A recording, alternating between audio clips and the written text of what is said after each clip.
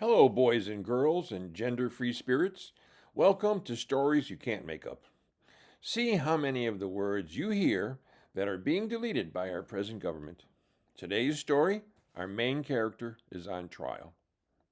Once upon a time, our main character was standing in front of the judges and they were reading off the charges out loud. As they reviewed our main character's family history, someone had complaints about their sexuality, or their identity, actually, their sexual preference. The lawyers said it had nothing to do with sexuality. It was about radical justice, or it was about inequalities of racism, possibly. And the judge was not allowing any science based evidence. And bringing up having a peanut allergies was not shedding any light on our main character's motives. And there was no evidence that our main character's great grandmother was Native American.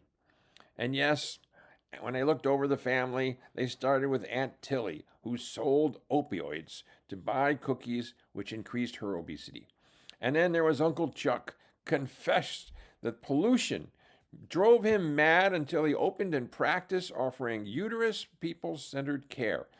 His clinic was known for having the boxes when you filled in on the intake form, non binary, insurance with entitlement copays, and orientation oppressive nightmares. Okay? And then you have political polarization due to living in diverse communities.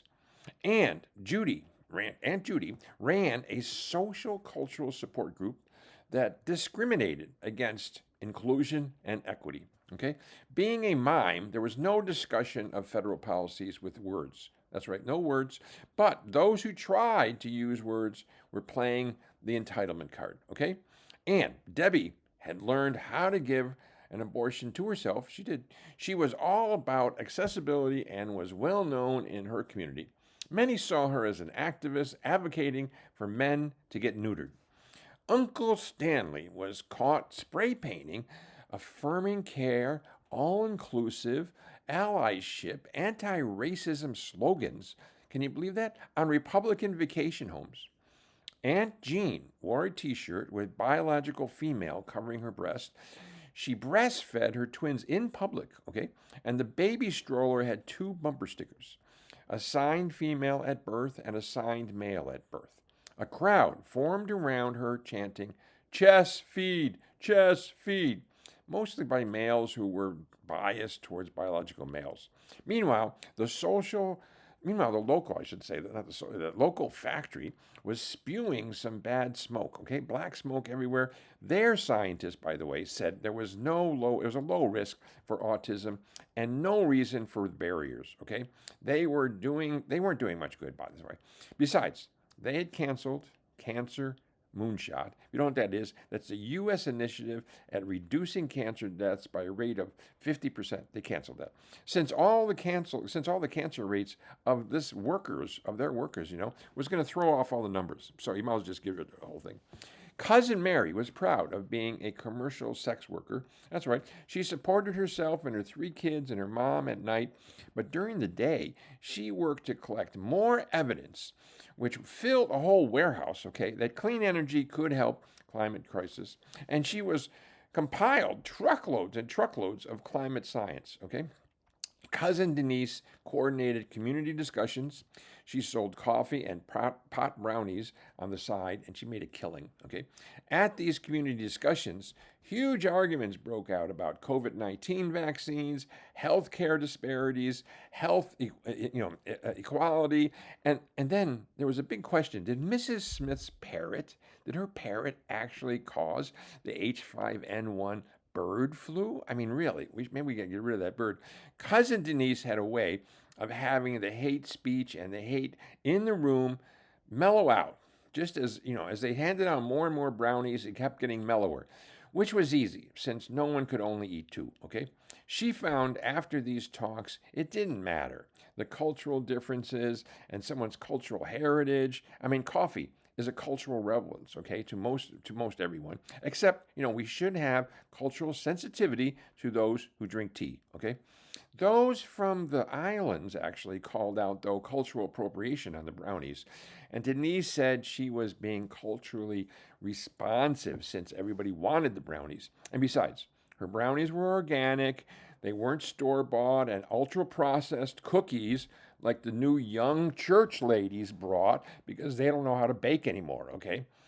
Cousin Bill had many disabilities, and even though he won an award for having the most disabilities in his community, he still felt discriminated against at the parties, where, social economic status and being a part of a special population, who, they even have copyrights on their stereotypes, okay, which had nothing to do with stem cell or fetal tissue research. It's amazing. Now, Bill also was tired of saying he. Everyone kept referring to him as they and them. He got tired. Cousin Sue was a lawyer defending in the courts topics of federal investigations, topics Congress knew about, the ones that critical media, if there's any left, were still spreading to everybody's attention. But since the last case, she's gone missing for some reason. At the last holiday party, Grandma announced she was trans and now wanted everyone to refer to her as Grandpa, okay? Now, Grandpa announced he was in transsexual trauma. Grandpa said he was seeing other women, though, online with the help of his grandson, luckily, because, he doesn't know how to use a computer. And his profile said he was underappreciated, underrepresented, underserved as an old white man. Okay, can you believe that? By white women and especially by BIPOCs. I mean, come on. He was becoming a vulnerable population in his eyes. Our main character watched as the lawyers for the government, can you believe this, handed out money to the jurors, just hard cold cash, which our main character felt made them biased. You know what I'm saying? Could they tell the difference between white and black? Our main character was brought back from observing all this. The lawyer for the government was suddenly asking, "Are you a feminist?"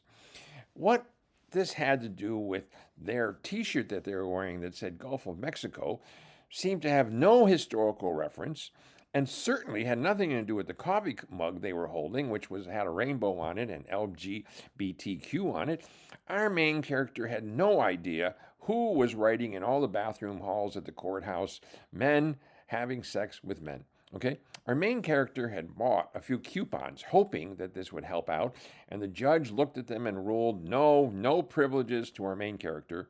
And during this kangaroo court, outside, our main character's tribe was out there doing their tribal ceremonies, which we don't know what effect this had on the jury, but it was announced that they all hung themselves, and they left a note saying, "You have to be fucking kidding." The judge asked our main character how they felt, and they said they felt like the victim, and chaos broke out. Well, tune in next week, folks, for the end of that story and what happens to that chaos. Hope you enjoyed the little short stories. Count up all those words, see how many you have there, and one who gets the most wins the prize.